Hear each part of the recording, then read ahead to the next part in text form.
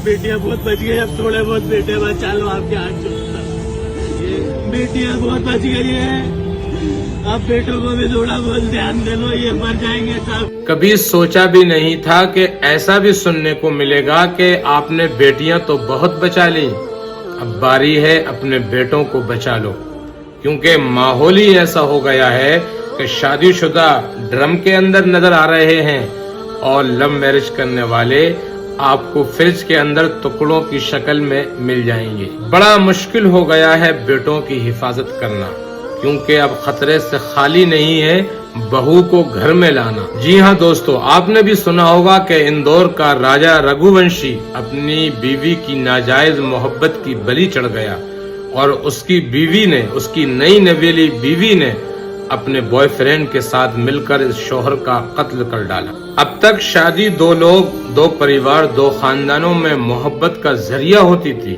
लेकिन ये तो अब बर्बादी का जरिया बनती जा रही है। पहले बेटियों को विदा करते वक्त माँ बाप और घर वाले रोते थे और अब बेटों को सौंपते वक्त उनकी रूह कांप रही है। आज दुनिया वालों को ये बात बहुत अच्छे से समझ आ रही है कि बेटियों की दीनी तरबियत और उनका पर्दा और हिजाब और उनको लिमिट में रखना और गैर मर्दों से दूर रखना कितना जरूरी है। लेकिन बुनियादी तौर पर सवाल सिर्फ इतना है कि आखिर किसी के अंदर इतनी हिम्मत कहां से आई कि वो किसी के भी कत्ल के दर पे आ जाए और किसी को भी मार डाले। सवाल सिर्फ ये है और उसका जवाब ये है कि ऐसे लोगों के लिए सख्त कानून होना चाहिए। मुस्कान को अभी तक सजा नहीं मिली, इसलिए दूसरों की हिम्मत हुई।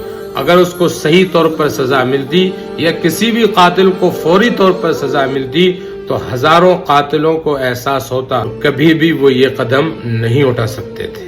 इसलिए मैं बेटों से ये जरूर गुजारिश करूंगा कि जब आप रिश्ता लेकर जाएं तो लड़की से उसकी हॉबीज पूछने के साथ साथ ये पूछना मत भूलना कि आपकी जिंदगी में कोई है या नहीं, वरना आप भी किसी ड्रम के अंदर रखे हुए मिलेंगे।